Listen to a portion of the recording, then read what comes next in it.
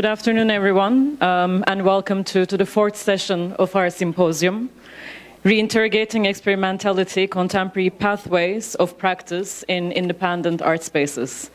Our panel will explore how experimentation functions not only as a formal innovation or as a disruption, but as a way to reimagine cultural production in independent art spaces. So together with our speakers, we'll consider how experimental approaches can generate new methodologies across institutional practices, knowledge production, and community engagement. We're very honored to have three speakers with us today, Mirwan Andan, Charles Esche, and Amy Chang, who will discuss experimentation in art through collective, institutional, and spatial frameworks. I'll introduce each speaker before their presentation. So I'd like to invite Mirwan Andan to the stage, our first speaker.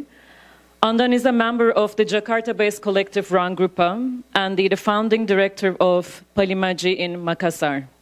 Andan was on the artistic team of Documenta 15 in 2022 and is currently a research associate at Artistic Activism Research Collab. And his presentation will explore Matola Palolo, a concept grounded in collective experimentalism and mutual support. So please welcome me to join. I welcome Mirwan. Thank you so much for all the organizers who have been preparing this event since a couple of months ago, and then can bring us together in this room to discuss. Actually, I thought that yesterday I wanted to request to have a room with more random chairs and tables, but it's too much for the organizer to do it. So yeah. So this is my presentations. It's a PowerPoint, but any PowerPoint presentation sometimes it's powerless and pointless. But I think it's fine because it's wireless microphone, so we are full of less here. So this Matola Palolo is actually an expression or a phrase that we heard in Bugis culture in South Sulawesi, Indonesia.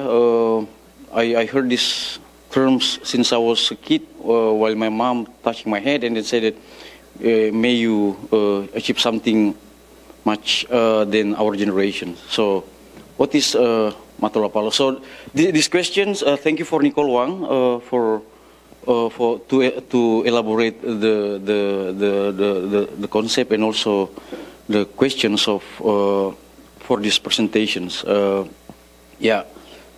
this conversation is started with two questions: that how might such forms of collective organizing remain sustainable amid shifting social political conditions, and what are the limits and possibilities of experimentalism as a mode of resistance within contemporary artistic and cultural context.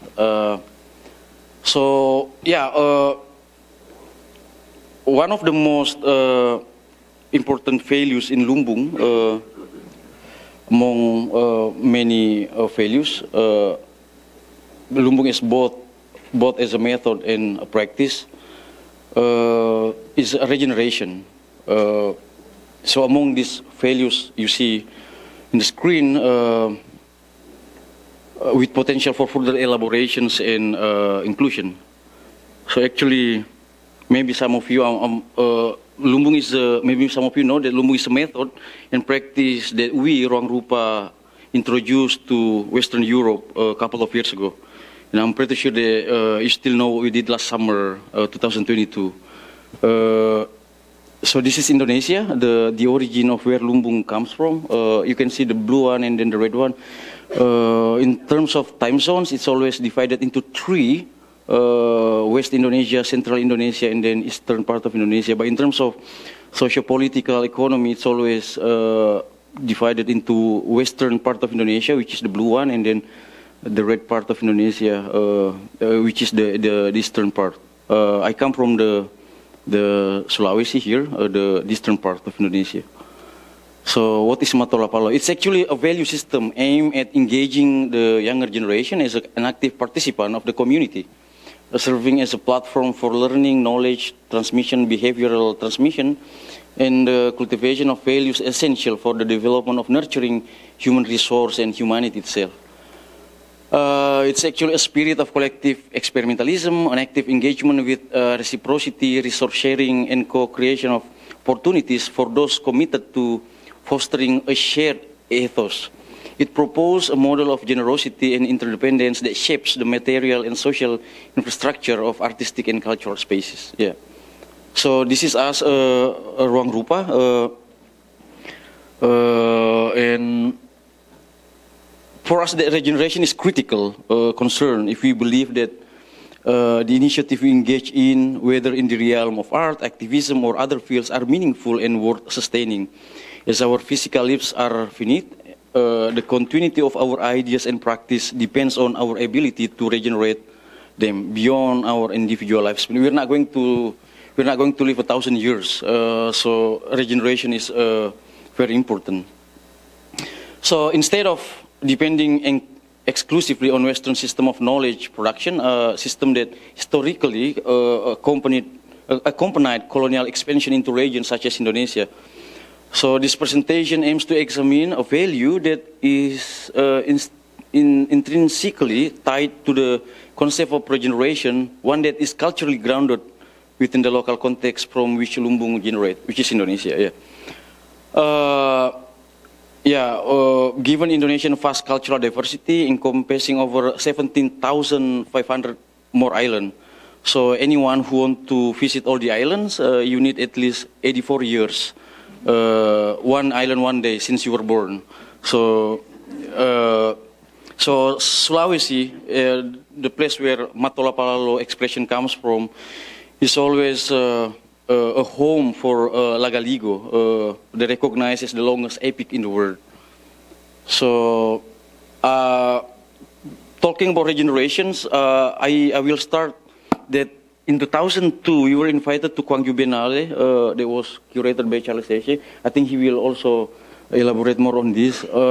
We present an installation work titled "We Don't Have Any Message Today," and then many years after, in 2022, in Western Europe, we had a message.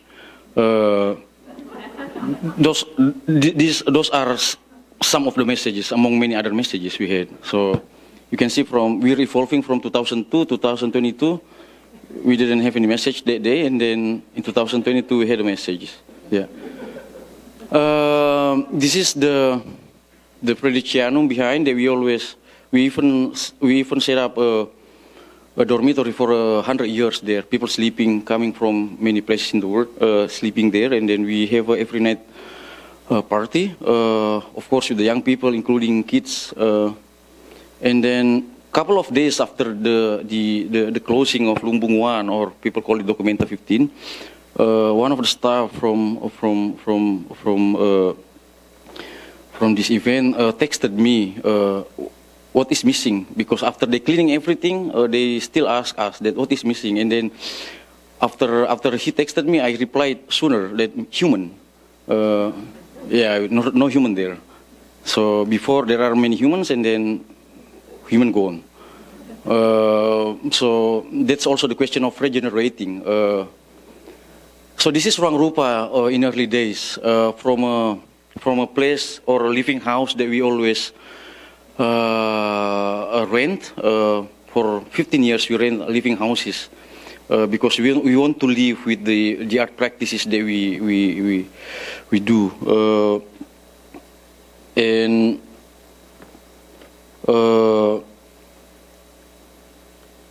And then in 2016 we started to have our own property to share and then to experiment a meta collective, like 3 collectives, Ruang Rupa and Serum and Grafis Rohara. Together we started a new collective called Good School, and then it evolves, as you see, from these people, and then many people after. This is there's actually one image we have that I forgot to put it in the PowerPoint. presentation because we just organized our anniversary, the 25 years of Ruang Rupa, the day before I flew to Taipei. So, and then some of us, because this is the thing in Ruang Rupa that we always, everyone has their own project, has their own things to do, while we still keep on supporting each other. For example, Ade Darmawan, he started a house in Sukabumi where he also do the same thing, working with the local people, organizing events, organizing kitchen, and then one of our friends, Ajeng Nurul Aini, she also started a restaurant in Tangerang. So. And then at the same time, we don't compete each other. We don't compete each other because of, unlike other institutions with defined membership, such as horse riding clubs or skydiving clubs, so we don't recognize membership because we try our best to be known with non-hierarchical structure, and then we actively engage with emerging generation, without marginalizing or disregarding previous ones. Regeneration in this sense is only possible when both the present and the past are acknowledged. Much like a tree that cannot thrive if its mostly of the main seeds are forgotten. Sustainable growth within a collective depends on honoring its foundational roots. And also in Ruang Rupa, it's always, we always understand that it's not about who came in the first place, but who came and stay. It's not about finders keepers, but who came and really stay and then keep on contributing to the collective. And then today, a couple of days ago actually, we mark our 25 years of existence. Over this time, every individual who has been part of Ruang Rupa has initiated new endeavor in various places, while continuing to support one another without engaging in competition. The spirit of mutual support reflects the collective ethos, where no one aspires to be a solitary marathon runner, because we're not trained to be a marathon runner. Collaboration and solidarity are fundamental principles that sustain the collective longevity and then relevance. We hope that we can sustain for many years to come, because we're preparing many things in the next few years ahead. So actually in my context, because I was born and raised in South Sulawesi, in a small city called Watampone, we also have, I also started with some friends, we started some couple of initiatives. This is Celebes, this is Jakarta, this is Celebes, and or Sulawesi. It takes 2 hours by plane to Jakarta, and also the same hours to go to Singapore, the Philippines. I started an initiative called Palimaji. This stands to Panjang Lebar Imajinasi, or in English called Long and Wide Imagination. It's actually a Makassar-based registered company dedicated to the advancement of cultural practices with a particular focus on creative development in the region. So, couple of 2 days ago, we discussed a lot with Griditya and then Charles and then friends that how to sustain. So we try to, with some friends in Makassar, we try to experiment a company, a registered company, on how to sustain. We still don't know we still don't know whether it sustains or not, but at least we start. And then we really learn a lot from the way of corporation works, the business people works, but we're sure that we can still sustain with a registered company, while at the same time still sharing all the things that we have.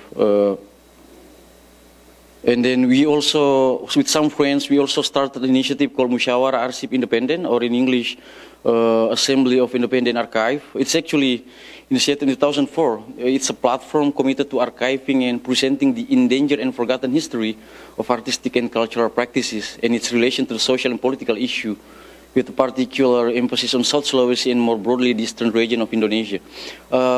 As you may know that in places like Indonesia, archive is not really something significant especially for the state. Maybe they consider it as a significant if they want to use it as a propaganda. But there are many archives around that are neglected, endangered, and even forgotten. So with this MUAI, M-U-A-I, or MUAI in Indonesia means evaporate, or Musyawarah Arsip Independent, we dedicate this initiative.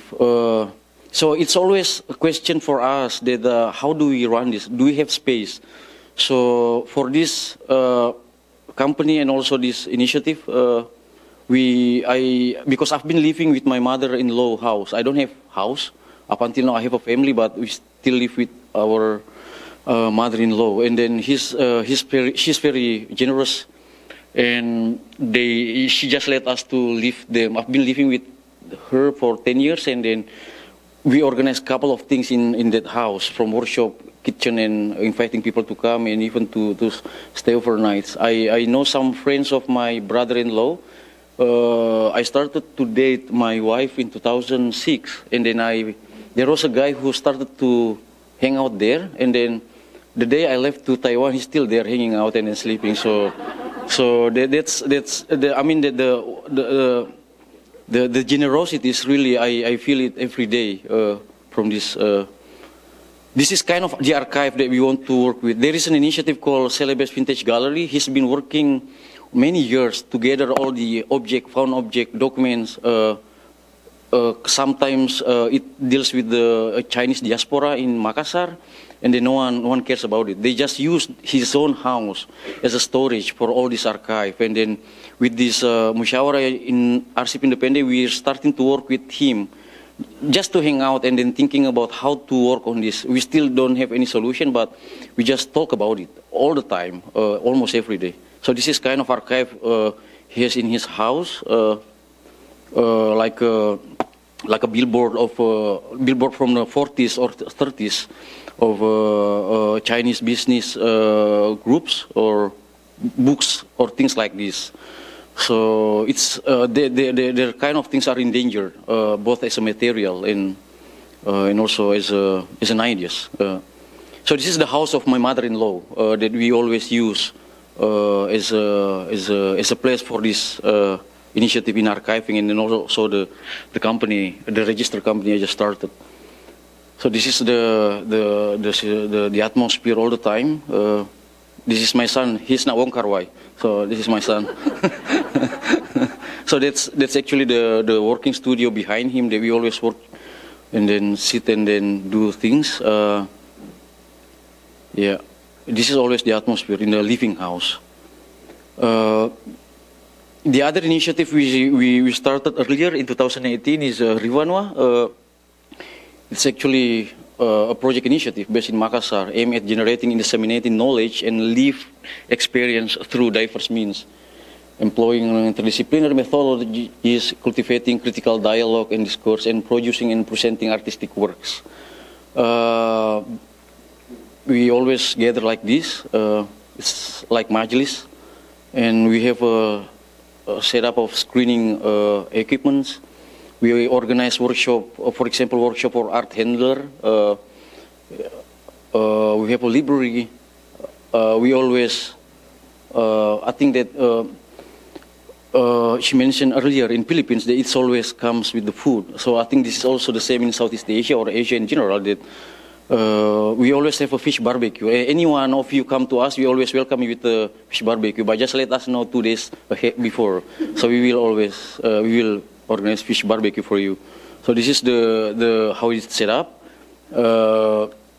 This is Chan Man. She came to Makassar a couple of months ago and stayed with us for a month for a residency and then for research. And then, of course, we also welcome her with the fish. This is the food. This is, yeah, it's always like this.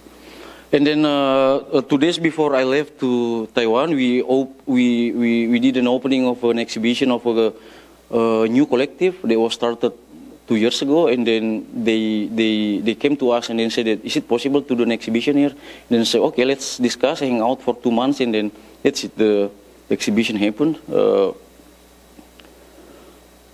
This is the, yeah. So in this contemporary, it is essential to continue fostering initiatives and projects that strive to uphold and protect humanity, as there remains an overwhelming and innumerable presence of projects aimed at its erosion, destroying humanism. So, in principle, we've been doing many projects that try to defend and protect humanism, but at the same time, we know that much more, and there are so many projects out there that want to destroy humanism. So we need to keep on nurturing, we need to keep on doing initiatives that work on this, with any kind of terms, whether it's alternative, whether it's independent, or any other terms that relate to the context where it operates. So, matolapalolo is both a concept and method of practice, much like in generous motherhood. So let's hang out. Yeah. They said it's 3 minutes, so I stop here.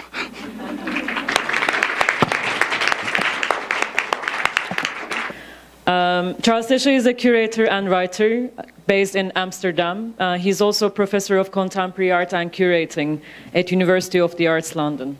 Until 2024, Charles serves as the director of the Van Abbe Museum in Eindhoven, and he is currently working on a book on demodern thinking with Sandy Hilal and Alessandro Petti, which will be published by the Duke University Press later this year. And Charles's presentation, maybe next year.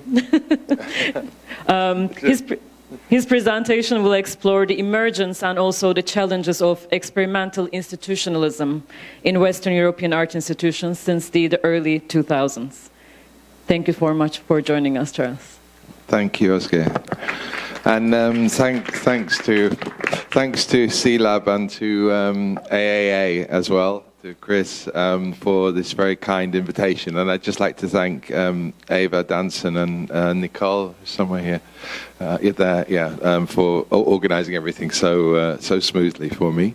And also to thank the translators, actually, because I know some people are listening and it's a really hard job. And I'm sure I'll speak too fast and I'll change what I've written here. So I apologize to the translators in advance, but I think they're doing a great job, at least from the Chinese translations I've had.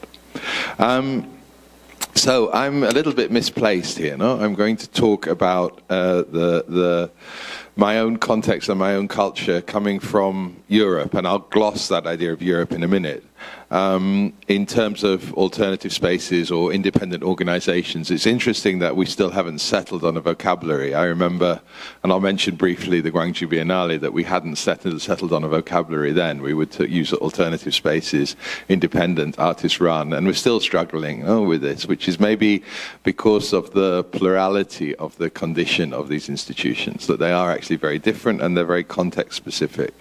And they sort of deny the tendency that, my culture has to try and universalize and simplify. I often see the modernity that we talk about and the modern that we talk about, which are different but related, as being forms of impoverishment of complexity, of simplification of complexity. And it's something that's very much a Western European process of that simplification. So there's, ultimately, under capitalism, everything is reduced to a single number, positive or negative, and everything else sort of fades away in that simplification process of the modern. And I think that's something that we want to resist in our terminology. So I'm happy that we don't have a single term to talk about these conditions. I'm actually going to add at least one term to our discussions as well in the process.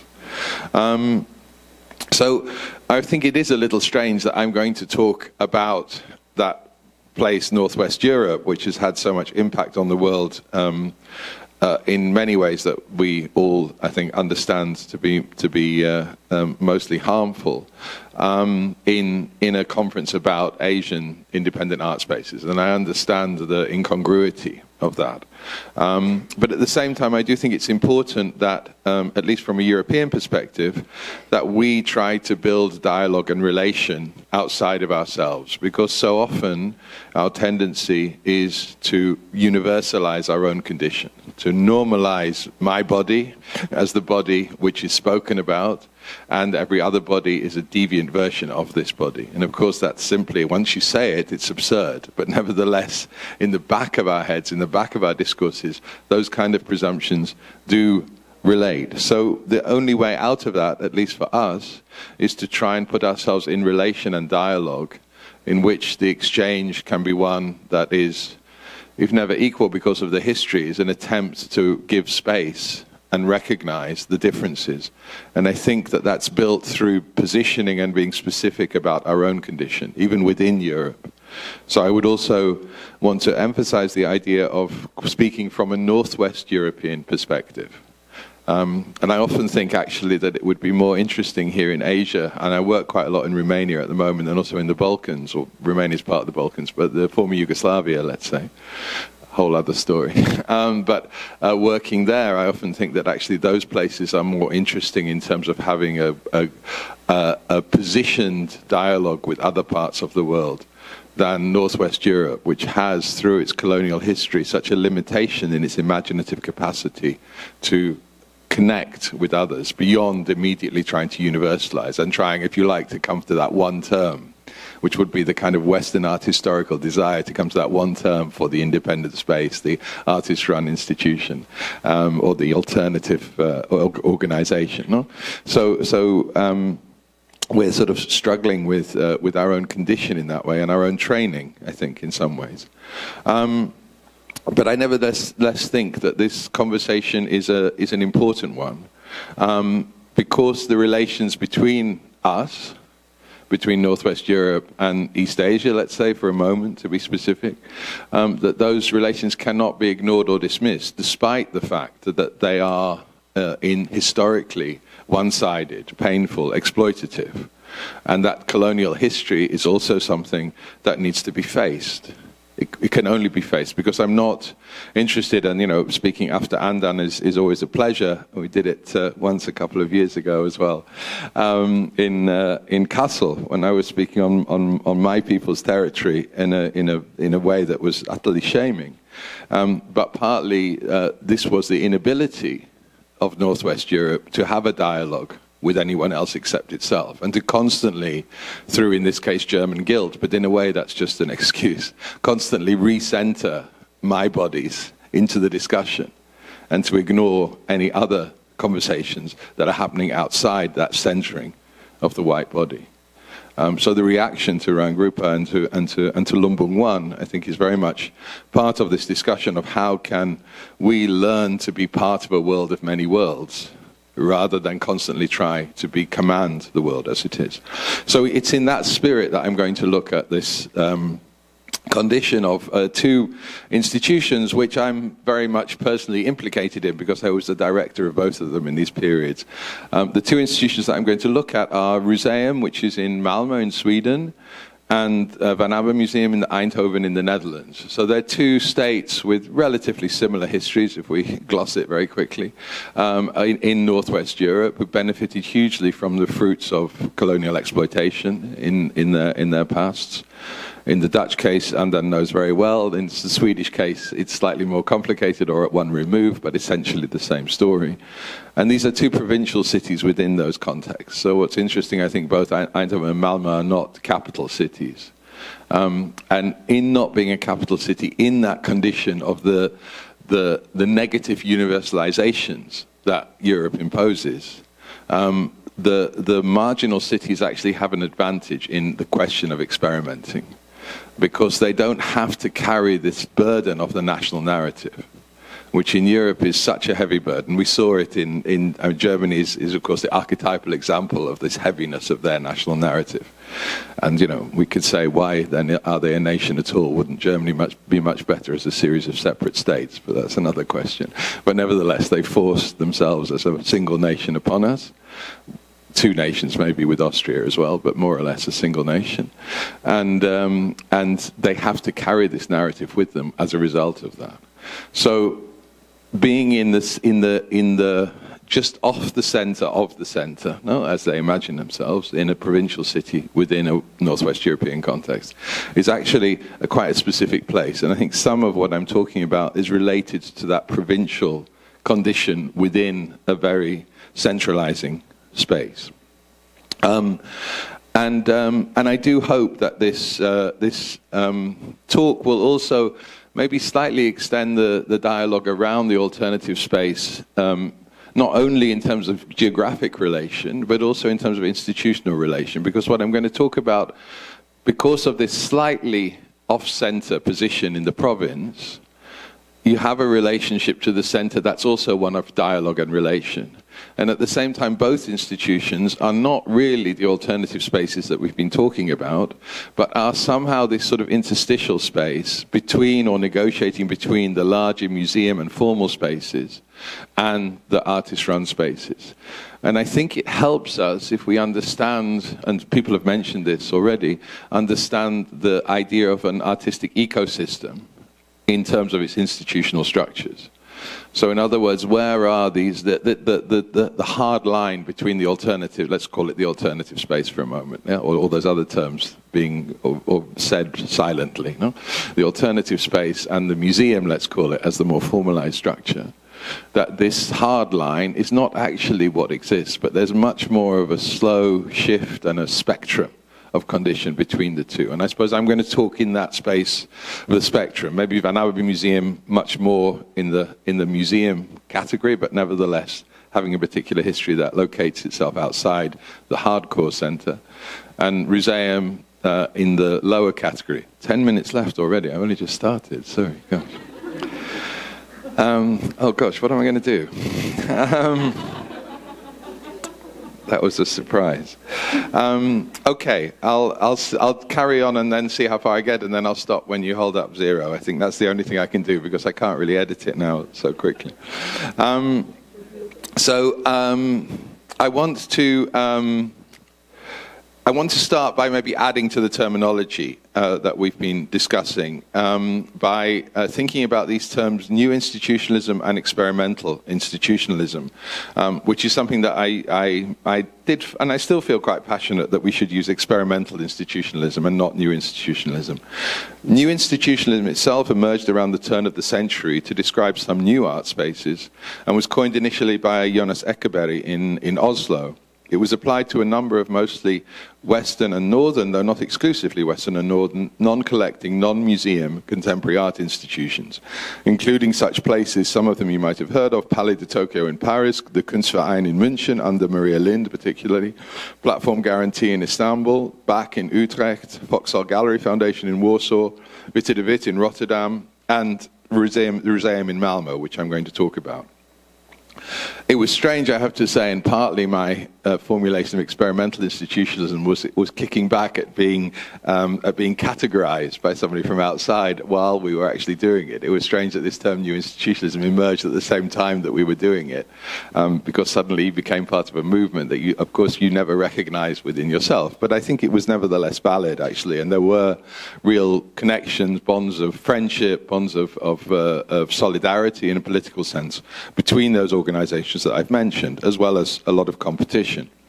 But I do insist on experimental institutionalism because I don't think there was anything new about what we were doing. And this maybe relates a little bit to Jeb's talk about building the road in front of you as you go, that we were working in, to some extent, the ruins of a social democratic settlement which had built these institutions in the past.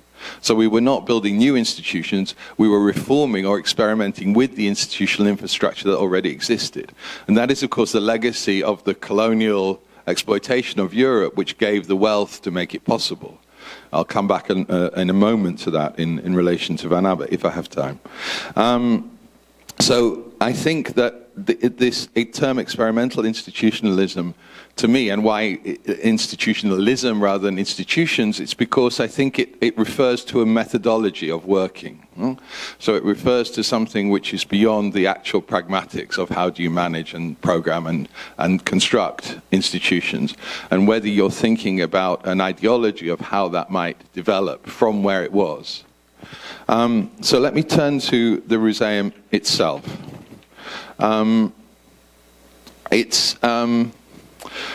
The Ruseum was founded, actually, and maybe we can start the images. No, sorry. So this is the Ruseum in 2003. I was there from 2000 to 2004 or 5. I never quite remember.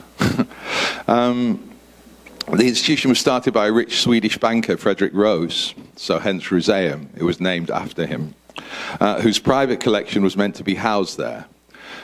Its original appearance was then as the house for a private collection, actually for blue-chip American, German, and Nordic artists, such as Andy Warhol, Thomas Ruff, Franz West, majority men, exclusively white. You can imagine this collection from the late 80s, early 90s within Europe being entirely introspective, looking at itself, and with this extension, with this fantasy that, well, fantasy is not quite true, with this vassal status that a country like Sweden had in relation to in relation to the United States. No? So the United States was the place which determined the culture of Sweden, although Sweden would kick against it occasionally, but essentially would always be in a sort of state of vassalage. No? The idea that there was a lordship, which was so essentially in a feudal relationship, which is what happened after the Second World War. So that was why there was an Andy Warhol in the collection, was a sort of demonstration of this vassalage. It was like paying your feudal dues to the culture which is superior to you. So this was the history of the museum, but when Rose died, he died towards the end of the 1990s, just as the moment, and you'll remember this, or not necessarily remember it, but I've heard about it, which was the Asian crisis at the end of the, beginning of the 90s, which also affected Europe, and he had a lot of investments which tanked at that point, basically. They went right down. So he lost all his money, and in order to pay off his debts, a lot of the collection had to be sold, and essentially this institution ran into crisis. So when I arrived 25 years ago, the original Diamond had long gone, and the institution was limping along as a publicly funded private museum with a much diminished collection and budget. Actually, when I arrived, I think the likelihood was that the institution would fail completely, and it did 6 years later, so it wasn't that I turned its fortunes around at all. I wouldn't claim that. But nevertheless, it was this opportunity within the crisis to actually manage an experimental condition that was what was interesting. It was what this sort of likelihood of imminent failure was what allowed the board, which at that point was reduced to 2 people, everybody else had run away, to tolerate that less established artists and a degree of deviance from the narrative of the blue chip artists that I spoke about in the past, that was actually permitted. They were able to tolerate that and the experimental nature of what we were trying to do. And I think this question of precarity, this question of a sort of financial zone of uncertainty, is actually what released a new capacity for risk-taking. And I do, as an aside, think it's interesting that the current degrees of precarity in Western Europe, in Northwest Europe, do not release a capacity for risk-taking in the same way. What I've noticed is that they have produced a very defensive structure. And I think, I'm not necessarily going to speculate on that, but there's a very different approach to the financial crisis, 3 minutes left, financial crisis of then and the financial crisis of now. I should say also that some of the experimental institutions that we can talk about, like Kunstverein in Munich or Palais de Tokyo, were not were driven by financial crisis, but also some were. So the question is, what is our response to crisis rather than the condition of crisis itself? And how do we, I think you can also see that in the discussion with Jeb around Project 304 and what's happening in Bangkok now, or perhaps even here a little bit in response to the 90s conditions and the conditions now. So I want to show a few slides of Roseum, and I think that's the only thing I'll be able to do.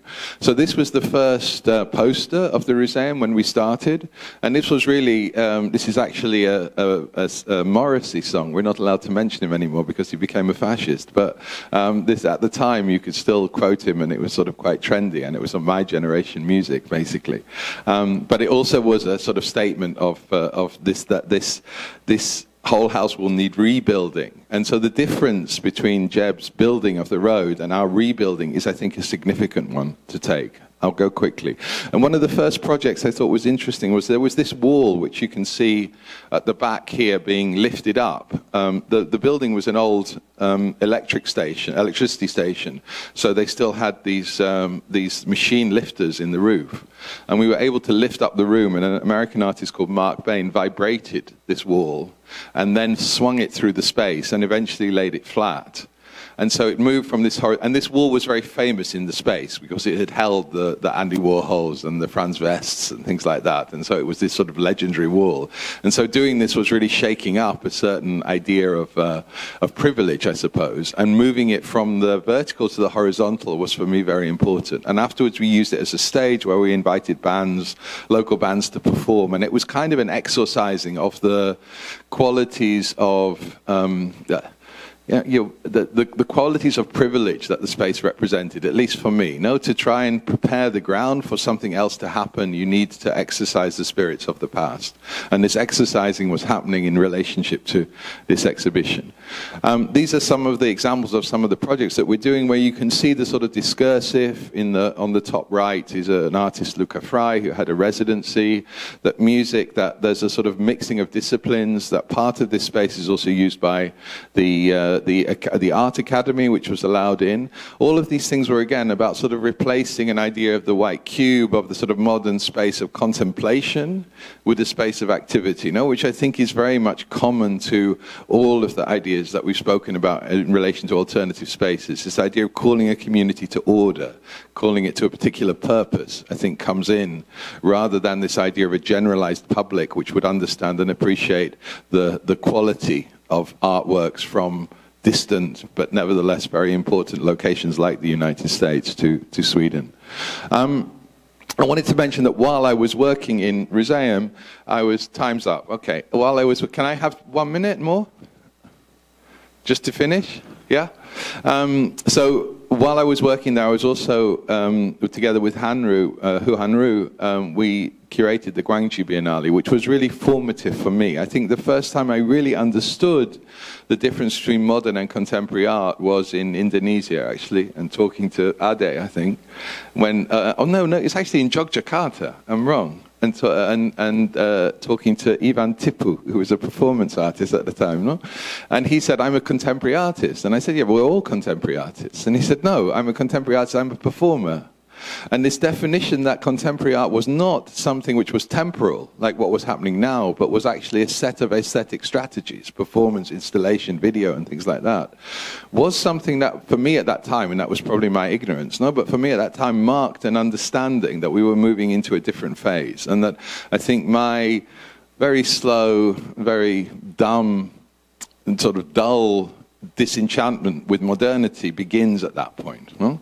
A sort of an awareness, as a white European guy who's coming in with all the suppositions, you wouldn't imagine what it was like for me then, of the prejudices that I was bringing into that, to sort of be confronted with this idea, okay, there's something which I'm really needing to learn here, something where I need to open up and understand a completely different vocabulary, even though we're talking in this imperial language of English, but the vocabulary is completely different. And that opening up, I think, was very profound, and Gwangju was certainly very profound for Rooseum. And I'll just finish off. So this is just a little overview of it. And I thought I would show you this, but it's now no time. This is the IT proposal for IT Park proposal for Gwangju. And the idea was, if you see on the right-hand side, on your right-hand side, no, on your left-hand side, there's the footprints of IT Park. For anybody who went there, you might recognize it. It's the first and the second floor. And here is how it was translated into the footprint in the Biennale, because the Biennale invited these alternative spaces to reproduce their building inside the huge space of the Biennale Pavilion. And that really affected a lot of what we did. For instance, Superflex, who were part of the Gwangju Biennale, then had a solo show in Rooseum. Bic van der Pol also, again with this sort of undermining in a way of a Warhol piece. And Surasi Kulsawong, I think Jeb's not here, but we were talking about him. He actually disappeared.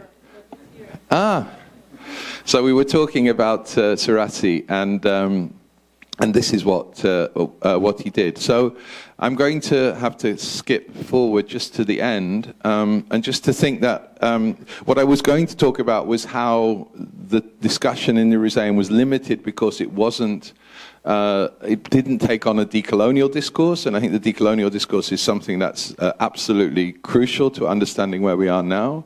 And at the same time, it didn't take on the notions of Lumbung, of how we recirculate money, and it didn't take on the notions of trans-institutional collaboration and thinking in ecosystems. It was still working on the neoliberal model. However much we rejected it at the political level, emotionally we were committed to competition, no? And to distinguishing ourselves against each other rather than working together. And I think these conditions of the decolonial, of collaboration, and of rethinking our financial circuits in relation, for instance, between Asia and Europe are very, very important.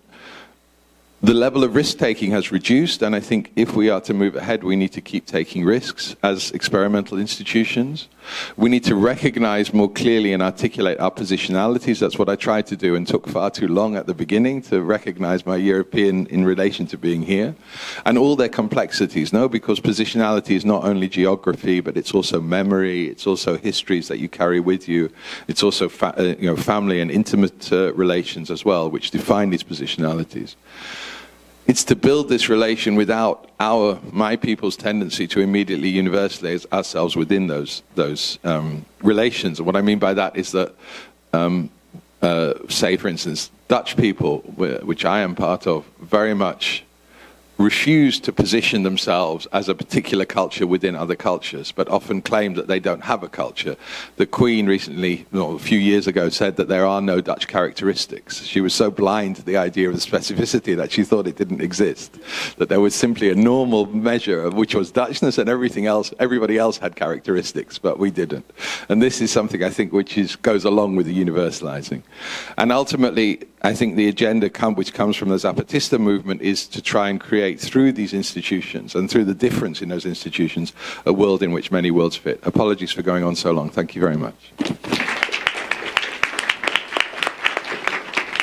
Thank you, Charles. I really hope we can go back to that idea of trans-institutional ways of working and the spectrum that you talked about. So I'd like to invite our final speaker, Amy Chang, to the stage, please. Amy Chang is a curator and writer, currently a senior curator at the Singapore Art Museum. She was the co-founder of the Cube project space in Taipei, where she served as an artistic director from 2010 to 2024. And Amy's presentation will reflect on independent art spaces as spatial practices and how they might function as contact zones in today's socioeconomic landscape. Thank you so much for joining us, Amy. Thank you. Well, thank you so much, Oscar, for your kind introduction. So it's tremendously wonderful to have you here, and I'm so honored to be invited to participate in this conference. So first of all, I would like to thank AAA and also C-Lab's invitation. So today, I was informed in the very beginning that we need to do an essay presentation. So actually, I wrote the text for my presentation. So today, basically, I'll read my text I've written. Please allow me to use the Mandarin to read my text.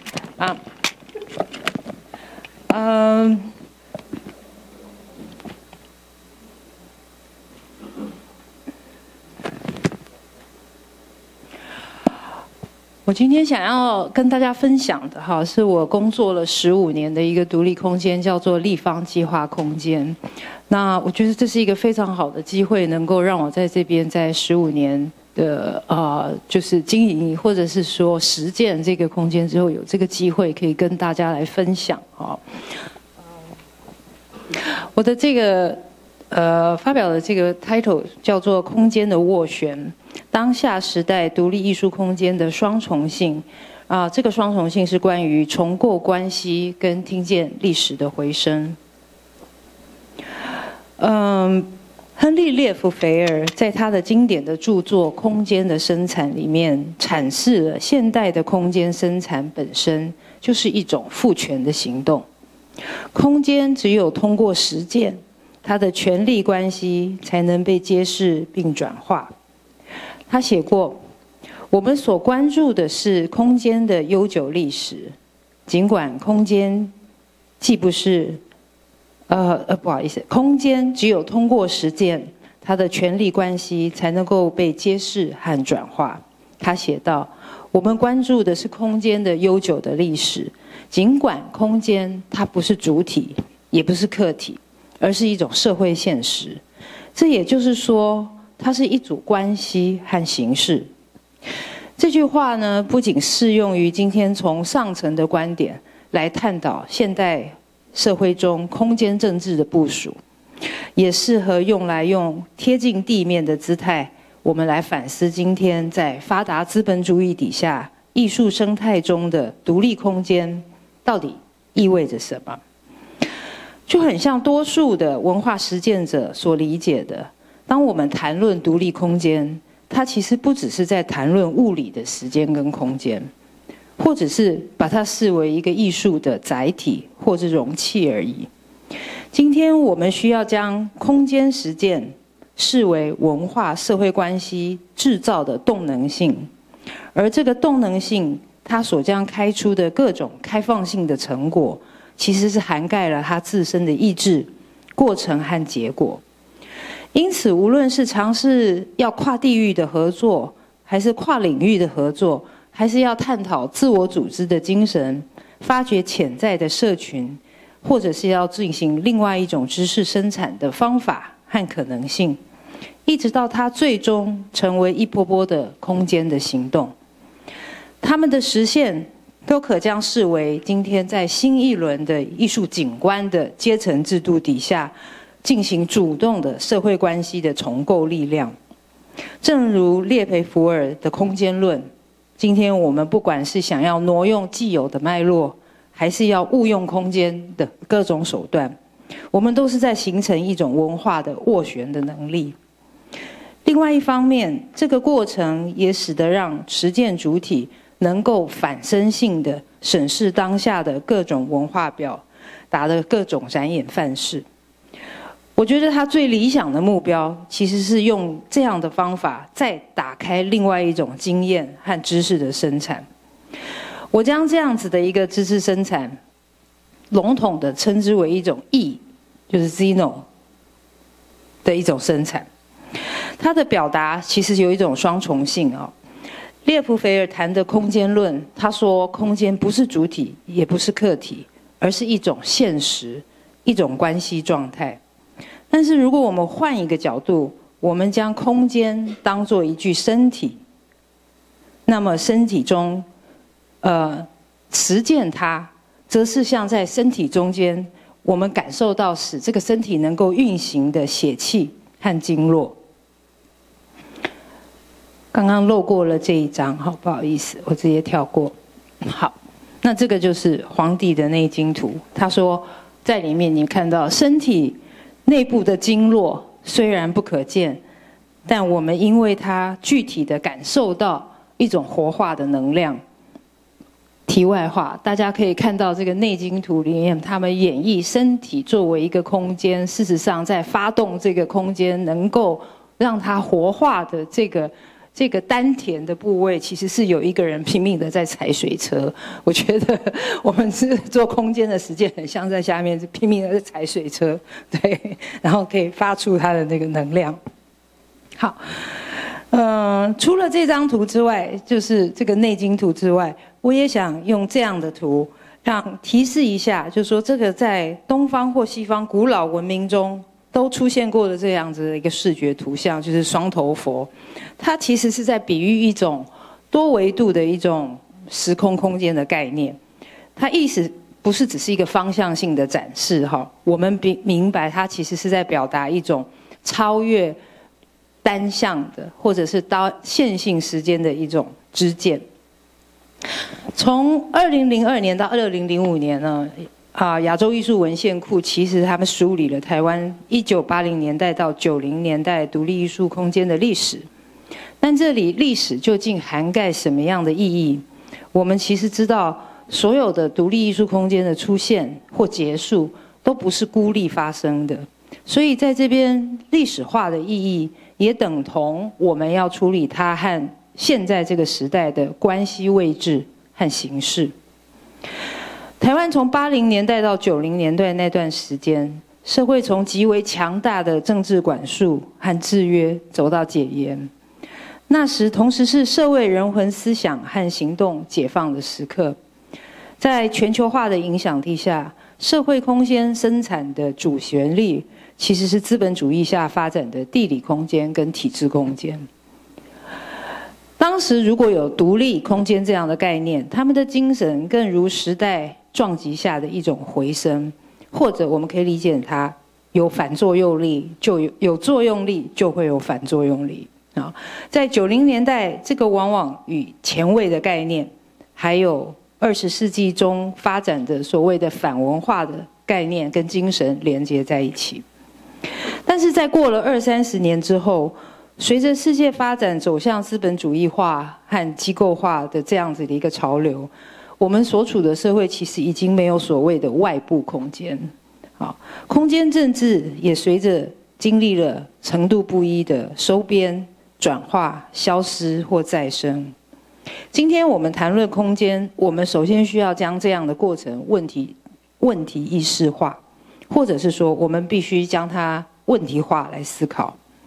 台湾的文化学者黄孙权，他曾经在一场演讲中说，如果我们今天还想谈艺术的主体性，我们想谈新自由主义，如果没有将它空间化，我们无从谈起。好，这也是这样的意思。台湾有一个老牌的独立空间叫做打开当代艺术工作站 OCAC， 我想以它的经验为例。OCAC 成立在2001年，在2011年到12年之间，他们因为都市的市生化的关系，失去了台北的城中区的他们实体的空间。在当时的困顿之下，他们一度决定以游牧的方式存续，所以当时的成员他们前往泰国曼谷，进驻中国城的街区，承租了一栋3层楼的废弃老旧建筑，展开了为期半年到1年左右的台泰计划。他们邀请台湾、泰国两地的艺术家、文化行动者参与空间的整治和修缮，并且通过展演、座谈、食衣住行的各方面的田野调查和合作。这个行动本身其实就是他们自己生存的一个冒险，空间是它的结果。因此它结集了两地的艺术社群，也创造了不同于以往的关系连结。这个行动后来就成为 OCAC 建立台湾与东南亚跨地方连结的一个非常关键的一个事件。无独有偶，傅柯在他1967年的演讲《他者空间》里面，其实提出过异托邦的这样的一个概念，谈论历史材料的汇聚的时间过程的时代已经过去，现在是转向以一个空间关系位置形式呈现给我们的时代。我这里并不是要探讨他所看到的异托邦是什么，而是要重新的问，位置关系的形式究竟能够呈现给我们什么？它其中能够映射、叠加，或者是呈现出来的真实的那个空间到底在哪里？历史化与空间化的行动结果，其实也关乎着他们生产的历史的回音。我绕个弯，以听觉的意义来阐释。听觉的声响文化学者 Brandon LaBelle， 他以现代化空间应景的领地化跟去领地化 （territorial 跟 deterritorial） 两个概念为喻，谈到这种不断主动、被动、斡旋的一个状态。他说，根据傅柯，空间经验或场域总是不断的协商、变动和位移。我们在边缘化的过程中，以及随波逐流、被主流文化收编的现象，曾经是被前卫派视为中心跟边缘的搏斗过程。但是异托邦这个概念其实让这个关系变得不稳定，而且能够被重新思考。LaBelle 他从声音领域、声音领地的这个角度切入，推进了傅柯的想法。他探索在既定设计声学设计下的特定空间，与其中由异质的声音所形成的接触区的互动关系。例如在地铁站当中，有一个流浪汉在唱歌，他在一个非场所 non-place 的音景中唱歌，他创造了一种叠加的空间，它可能引起不安，或是引起对社会关系不同的关注。这种音景的政治性在于它可能让关系变得不稳定，或甚至在合乎规范或是不合乎规范的灰色地带中游移。而穿流而过的人群，事实上他们穿越了一个空间中的多重现实。LaBelle 从音景中提供了一个充满寓意的关于空间的思维，他甚至以作曲的概念来阐释。简单的说，当我们听见个别的音符，它只是一个音符，但是音符跟音符之间的关系构成会让你听见一首曲子，所以我将之理解为位置关系的形式显现。2024年，台北的立方计划空间迈向了15年。当时我们发动了一次空间的为了募集营运资金而发起的群募资活动。这个活动其实并不是只是为了空间的存续本身而做，而更是希望让行动者、参与者来反思独立空间是处在什么样的社会关系当中，他今天又可以用什么样的方式定义他自己。立方计划空间其实实体空间只是一个不足20平大一个歪斜的小空间。如果说它是一个空间，我们不如说它是一个时间里面的畸零地，就很像 LaBelle 的比喻，在地铁站里面占据一个角落，在那边独自吟唱的流浪汉。从这张 Google 的鸟瞰图中，你能看到一个时空的地图，它是台湾100多年来现代化历史的图景。立方计划空间正位处于其中的那个红点的地方，它是处在一个市生化过去和未来的夹缝当中。距离立方不到20分钟脚程，有一个自来水园区和自来水博物馆。它是建于1909年的日本殖民时期，它今天是以被博物馆这样子的形式保留下来。立方计划空间对面是台湾大学，台湾大学成立于1928年，但在1945年二战结束之前是名为台北帝国大学。这是一条殖民现代化的历史空间的轴线，在这里面生老病死、起转起落，一种空间取代另外一种空间，一个时代一个世代取代上一个时代和世代。在这个周遭，还有随着国民党撤退来台的军人和家属所暂时兴建的宝藏岩聚落。在大概是2010年开始，这里大部分的区域都被市政府使用为艺术村的驻村地。但在成为艺术村之前，这个聚落经过了一段大概10年市生化的淘汰和争取之战。在这里，周遭也林立着音乐的场所、书店、夜市，而我们的空间立方计划空间就在这样的光谱里面占据了一个破旧的边边角角，成为台湾现代化、资本主义空间化历史回声中的一个音符。借着2024年我们的群众募资计划，我们邀请了艺术家赖志胜来我们空间做了一档展览，名为空地。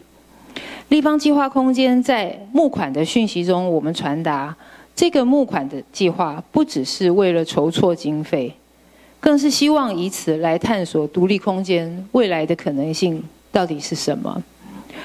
赖志胜耐人寻味地把我们的空间清空，卸除它作为展示其他内容的载体这样的功能。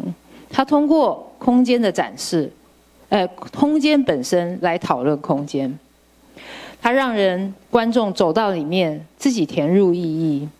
他写道：特别当我感受到相邻的展场区域，相邻于展场区域的行政区域，它们极其密集与拥挤的状态，我只能想到另外一个出路，去抵达某一个新的现场，也就是保持它的空旷。等一下，还有几分钟。Oh my god！ OK， 好，所以我要保持它的空旷感。OK， 好，并且试着让它更为空旷。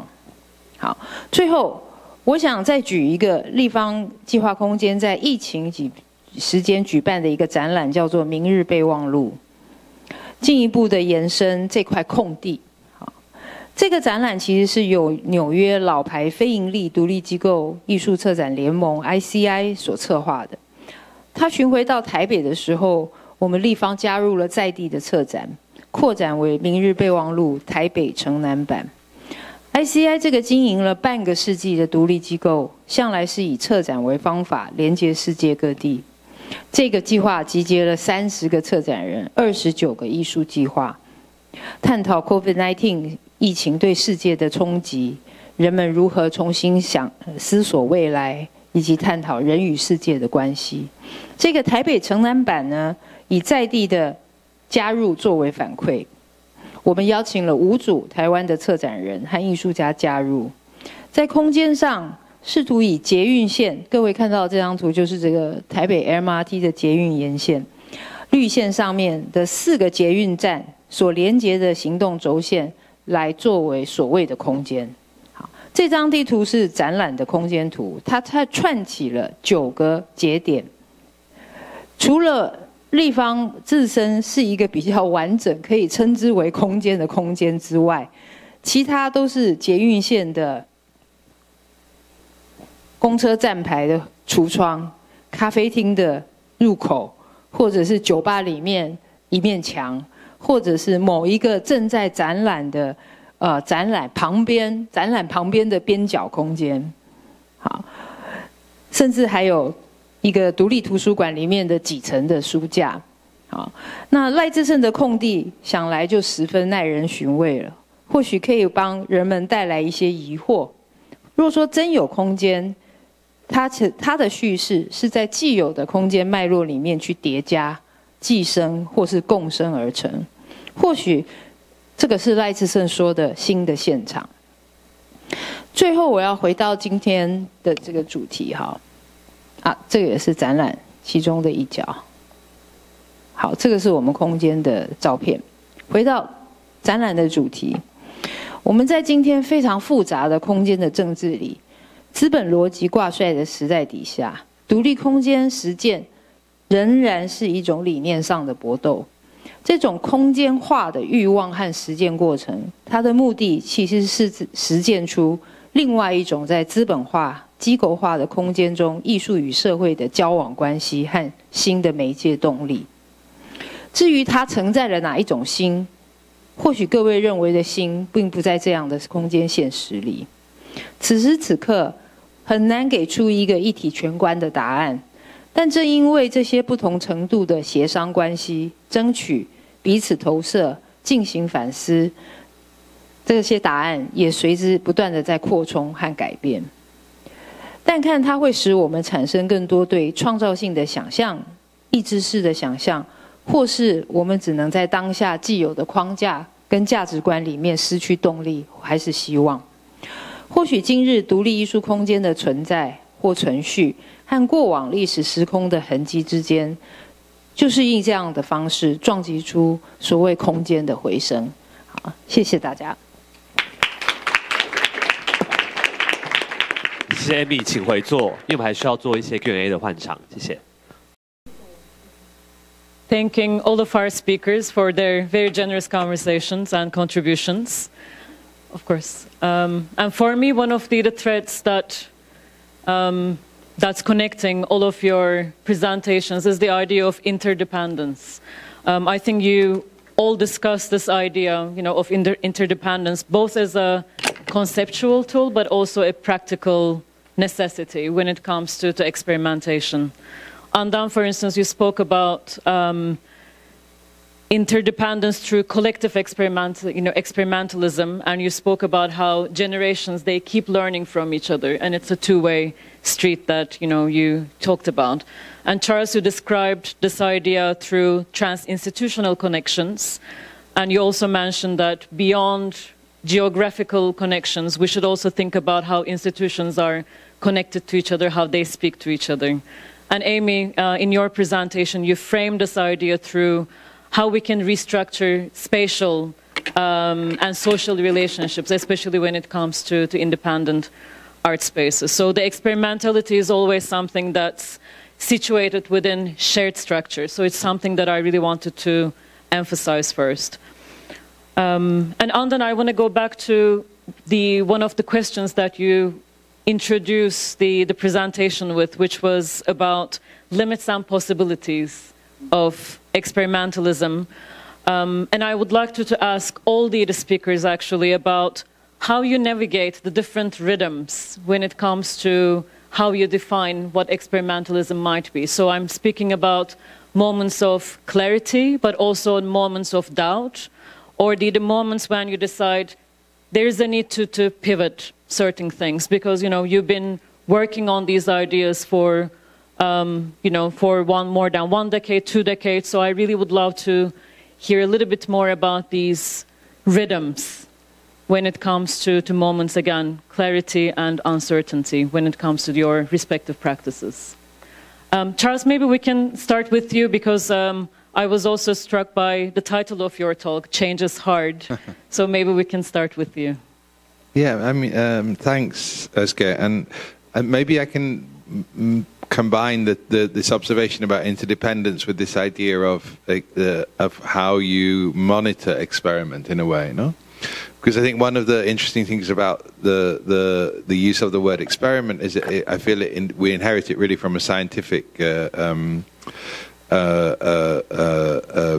discourse, and I mean at school, when I was at school doing science, you had these very sort of rigorous way in which you would account for an experiment, where you'd have like the aim and the method and the results and the conclusion, or probably apparatus I think was in there somewhere as well. But anyway, that was how I learned it in an English sort of fairly traditionalist grammar school, and we kind of maybe have the aim and the apparatus and the method, but the conclusions and the results are sort of often very vaguely left at the end, I think, in terms of our question of experiment. So to what extent are we really experimenting, and to what extent are we actually simply trying to do something that we feel instinctively or emotionally or spiritually feels to be necessary? And I think the sort of limits of that come through this question of interdependence, because you're working, at least as a curator, but I think also as artists, we're working together. I mean, I've often characterized that relationship as one of friendly enemies, but nevertheless, you're working together in an agonistic relation. And so it's when the community that you're working with tell you that you're going too far, or where you tell the community you're going too far if you're a sort of individual in relation to the collective, it's when that discussion becomes in the collective, can we do this anymore, that I think it breaks down. And I suppose one of the things that I'm interested in, it sort of feels an absence in some of the discussions here when we talk about the relation between the 90s and early 2000s and today, is the influence of, and the sort of fragmenting and isolating influence of social media and the digital realm, which makes it feel that your conditions of experiment are much more determined by yourself rather than that community within the digital realm. You have to get your YouTube channel and make your own statements, and it's all about you really, and the relation is built as one of receiver and producer rather than this sort of collective which might control you or cause you to have, you say, moments of doubt or moments of clarity. So I think it's really within the idea of a community of people. Certainly I think back to Ruseum, it was that was really controlling the program. It was what were people interested in and would it be possible to invite some people who were interested in that? Sometimes it was immediate locality, sometimes it was far away. What was interesting in terms of the educational initiatives that we could contribute to that were happening, say, in the Art Academy or happening elsewhere in the region, and then often I think the answer to the experiment is to just say yes. I think somebody talked about that in IT Park, like this idea of just, I think the previous speakers mentioned it, this idea that the experiment or the aesthetic newness of it was enough. And so this just saying yes, I think, is important. But you have to say yes to something which comes to you. Huh? So the coming is a collective appearance, I suppose. Thank you for that. Andan, I would like to continue with you. First of all, happy 25th anniversary for Rangrupa. And I'm sure you have many of these moments, many of these waves when it comes to saying yes, or continue to saying yes, or the resistance to saying yes for the past 25 years in the context of Rangrupa.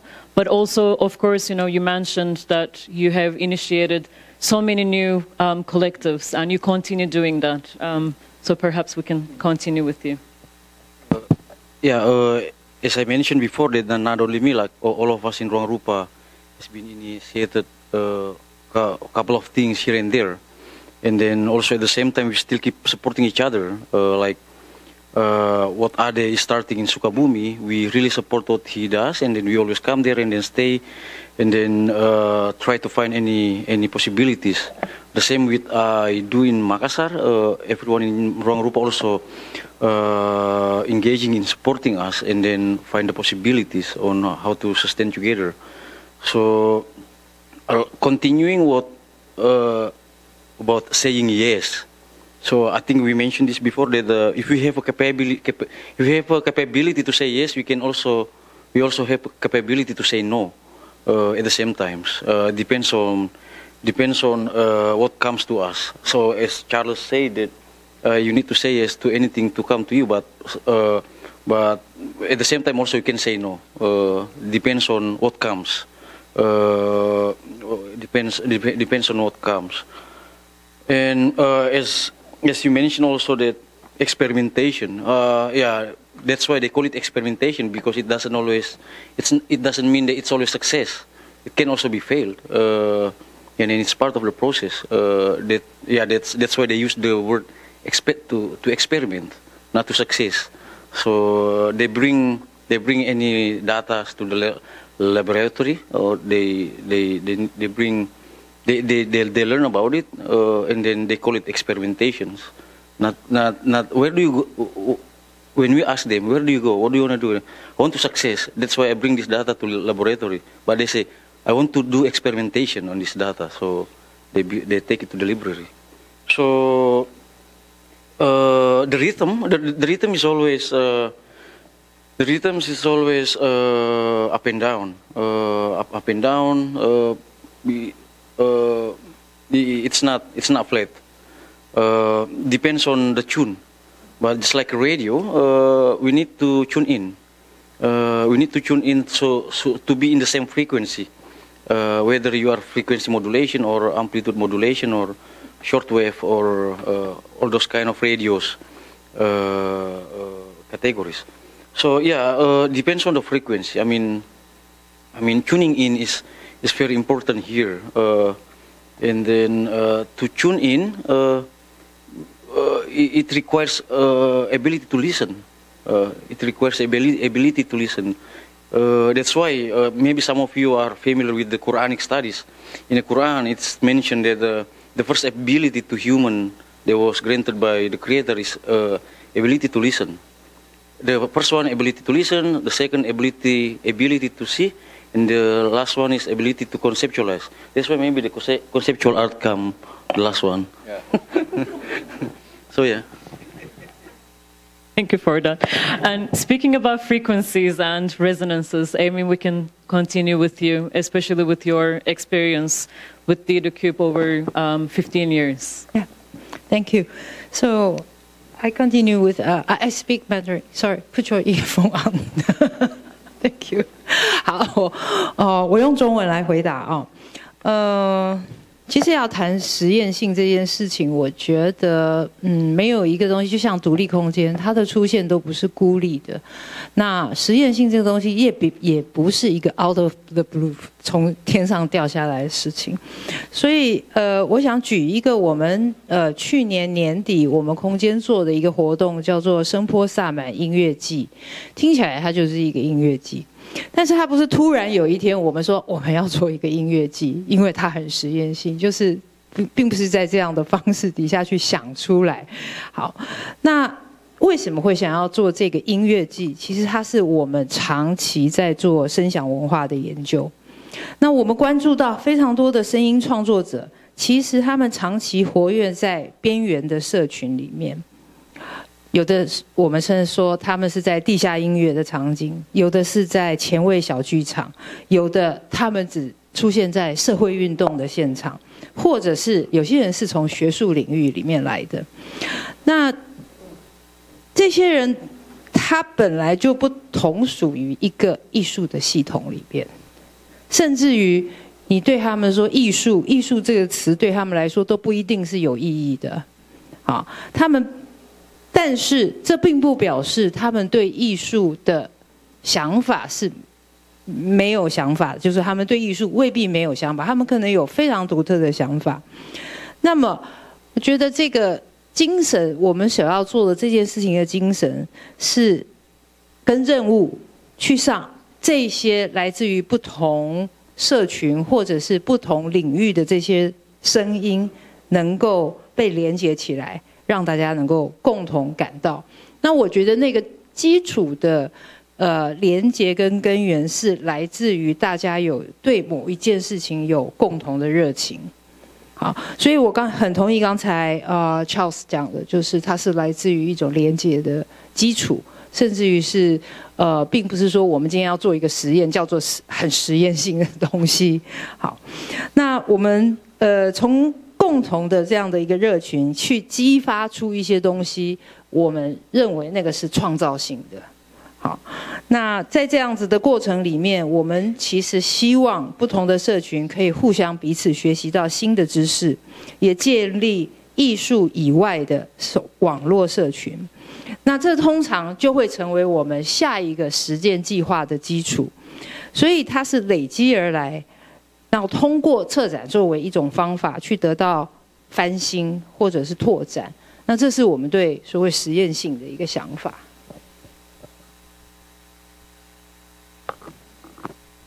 Thank you, Amy. Before we open it to the floor, I'd like to ask one more question, if I may, which is about documentation. I have to ask this question. I work with the archive.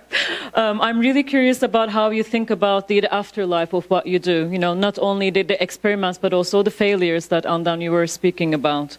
And also, I was thinking about the previous session in the morning when Fiona, speaking about the Bamboo Curtain Studio, she mentioned that the real legacy is really about leaving a cultural device that can be reinterpreted, that can be challenged and transformed and rewritten. So I'd like to ask all of you this question about how you think about the afterlife of the work that you do. How do you document the work, and how do you make sure that it stays alive for the future practices?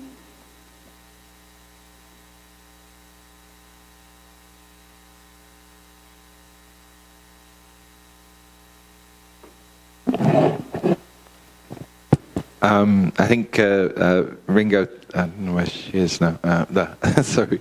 I think she was talking about how it's only at the end of the process that anybody thinks about documentation, and I think that's more or less true as well. It was interesting that, looking at Gwangju and Rizeum for this talk, which I hadn't looked at for a while, Gwangju certainly has started to buzz around in my head again, 2002, as something that's maybe worthwhile revisiting again.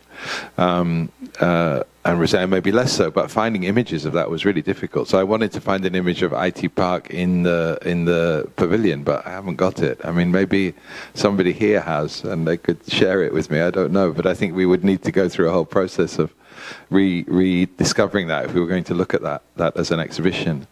And even with Rizeum, the digital images were done on I think a Kyocera camera that I had, and the resolution. I mean, we can just about get away with it here, but if you would try to print it, it would cause a printer nightmare. So actually, a lot of this, and I think that's probably all familiar to all of you, is very slight, and a lot of it sits literally on the hard drive of my laptop. Actually, that's what I realized, because those IT images I found last night, IT Park images I found last night, because I thought it would be interesting to see it, and it was just that there's one file that's left over and isn't corrupted in my file, which actually has those images in it. That's the only reason that it's there, I think. So I don't think there's any conscious accumulation of an archive. Certainly when you're younger, I don't think you're aware of it at all, but you're also not aware that there's anything significant going on. I don't think there was any consciousness when we were doing Museum that we were doing anything that would be worthwhile keeping. Why would you want to keep it? It's just like us messing about, really. You know? And I think the same with Gwangju, which was, as Jeb said, so chaotic that nobody knew what was going on, you know, let alone the public. So I think that those processes only occur to you afterwards when somebody else says, actually, like AAA, that's why AAA is so important, I think, that they would say, actually, we want to value this information, or what, you know, David and Wing do with exhibition histories as well, say, you know, actually, this stuff is valuable, and it's part of a narrative that we need to be able to tell. And of course, those people that do preserve it are often the people in positions of authority and power, the museums in the Anglo-Saxon world, for instance, or in France, or you know, in Japan, maybe to some extent, that are these colonial centres who realise the value of being able to retell the story and do keep the memory. Indeed, mostly steal other people's memories. You know, the Parthenon marbles defines the British state far more than anything else, but it's a stolen object, no? So, I mean, that process is one where, you know, we're foolish in a way. We're giving away our own capacity to tell our own story in that, and that's where AAA, I think, is very important. But it's really hard to do the two things at the same time. You need an archivist alongside you, but that would also be ridiculous as a kind of egotistical exercise. So it's very hard to know how to do this well. And I think we're just left with the fact that we need to go through the residue and see what we can salvage if it's significant. Thank you. Amy, can we continue with you?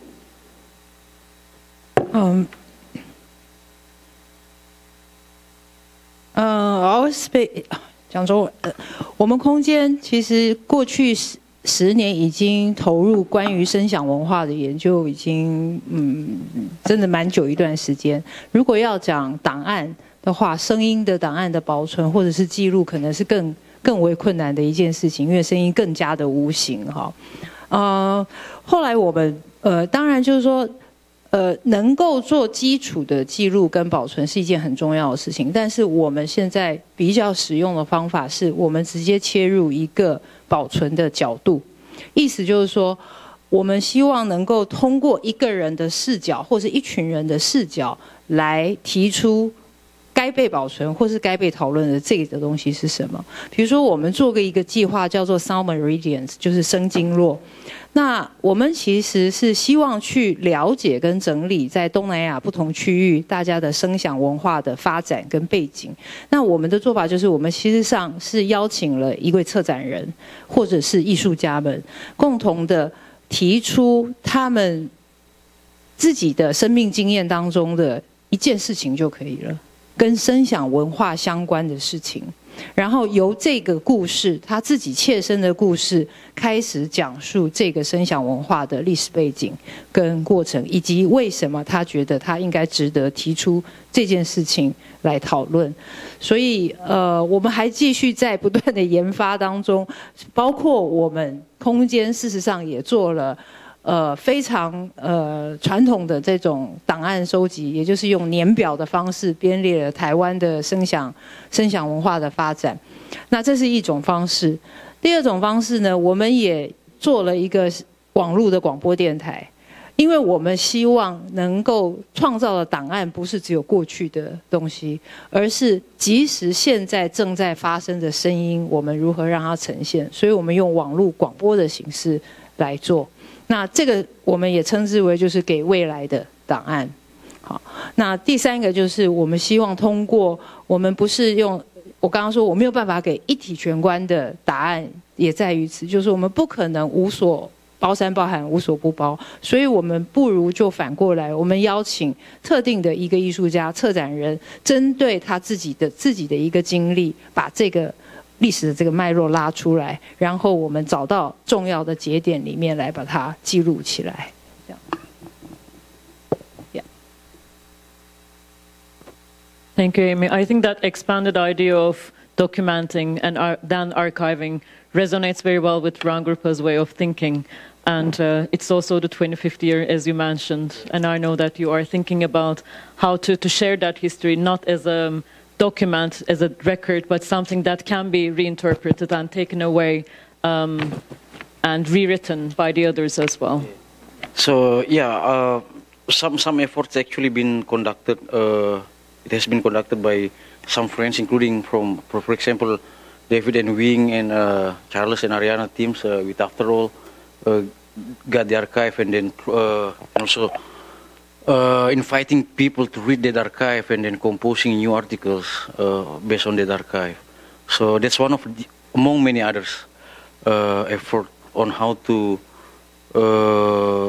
read Rangrupa for 25 years. But the most important thing is that for us is to also to read ourselves after all those years. We preserve memories in our mind, but also we choose which one that we want to manifest as something that can be seen or can be heard by people around us. So we are actually preparing a 3 days festival in October. For these 25 years of Rangrupa, you are all invited. You're all invited to come to Jakarta to see this 3 days festival in October.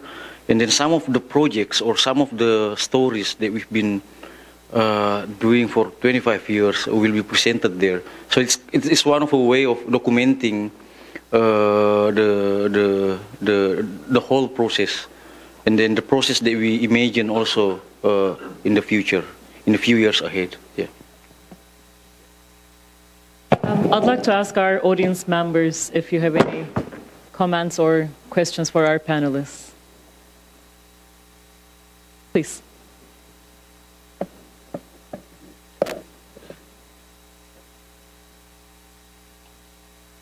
Thank you so much for these incredibly rich and thoughtful presentations. So my question was around just thinking about the vitality of the work that y'all are doing, tuning into each other's frequencies and towards the politics of care and reciprocity and plurality and creating a world in which many worlds fit. And I think, of course, both that's vital in and of itself, but also in the context of the larger dominant culture within which we live, right? I see y'all as creating these alternative spaces to create these proofs of possibility, as it were, that another way of existing is possible, beyond the polarization and the oppression and the division and the whatnot. So I guess my question is then, how do y'all think about if, whether, and how to engage with larger political institutions, larger politics, larger social movements towards sort of that are moving towards larger socio and political change? Because I think sometimes in art spaces we can turn our noses at or even be very critical of political institutions, but we also know there's limitations to critique. And so I'm curious how you all think about that engagement and that relationship. Yeah, thank you.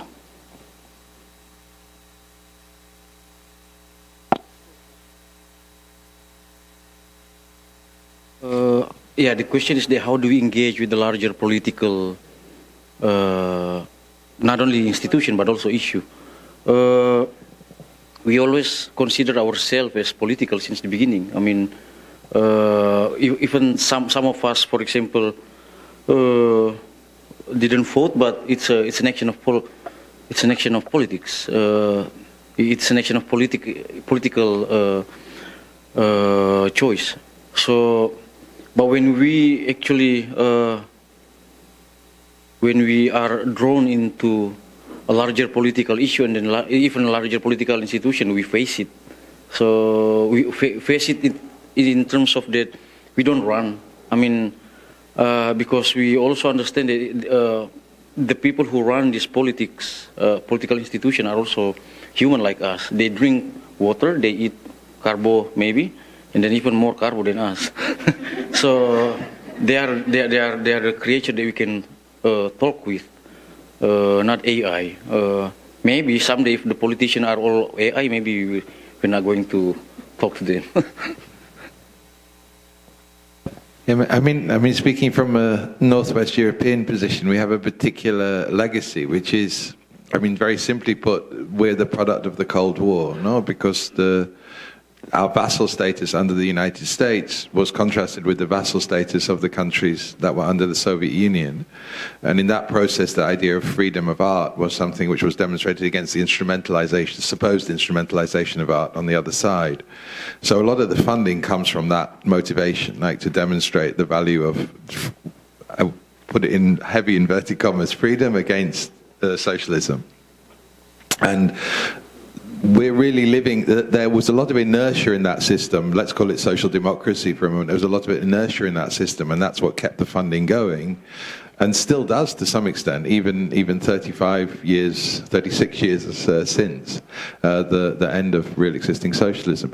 So our relation with politics is one of dependence, in the formal politics, which is very different from the situation here or in other places. We're dependent on them financially, but we're also dependent upon them ideologically in the root. So without social democracy, the institutions I'm talking about don't exist. Roseum and Van Abbe Museum don't really exist. At the same time, social democracy is in complete decay and deconstruction. So that's, I think, where the level of criticality rather than proposition comes from, which is extremely problematic. But the left got stuck through this idea of dependence into criticality. So let's be critical about the people that we're dependent on, but let's keep on feeding at their table, rather than develop a proposition which would take us away from that. And I think within Western Europe, we're learning how to do that now, and that's partly about moving to the countryside, about other moves that are happening now. And then there's the other political discussion, which is with social movements and civil society, which started as a result of Indignados in Madrid. There were other movements, I think, also in Anglo-Saxon world, but that was actually quite close at certain points. So I'm thinking about a close institution to us, Reina Sofia in Madrid, that was working with the Black Bloc at certain points. We were also working with social movements that were not old-fashioned leftist movements in that period in Van Abbe, also like Kurdish freedom movements and things like that, which were reflected, and I think that's quite a fruitful, or was quite a fruitful conversation, but unfortunately that movement really came to a grinding halt effectively with the failures of things like the Arab Spring and the failures of the Indignados movement and Podemos in Spain, and the failures of the world to turn in the direction we might have wanted to do it in that period about 10, 15 years ago, 10, 12 years ago. And so now we're still looking for a civil society movement which we could join, I think. And I can't help but believe that it will come. It just depends how long it's going to take. But I think, so there's that formal politics and there's the civil society, and I think we need to be on the side of civil society, and we need to understand ourselves as being much more antagonistic to the formal politics and not just critical of it, but propositional about alternatives to it.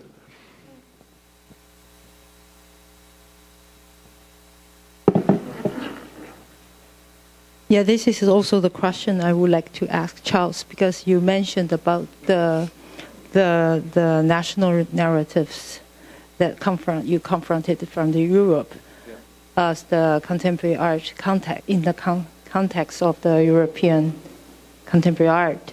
So would you maybe afterwards you can elaborate a little bit more about this, like national narratives concepts in the practices of the... I think it's particularly in the capitals that have to carry the narrative of art, and bring that national narrative into alignment with, essentially, with the Museum of Modern Art in New York, which has the dominant narrative over modern art for, I mean, still to some extent, but certainly historically, was the narrative. And then you would have examples, local national heroes, that would be examples of that narrative. So a conceptual artist, or a abstract expressionist, or a land artist, or whatever, that would sort of fit into a narrative that was coming from New York as the narrative that was being told to us as the only one. You know, again, this simplification of modernity. There's only one narrative, and each country has to have its own national version of that single narrative. Yes.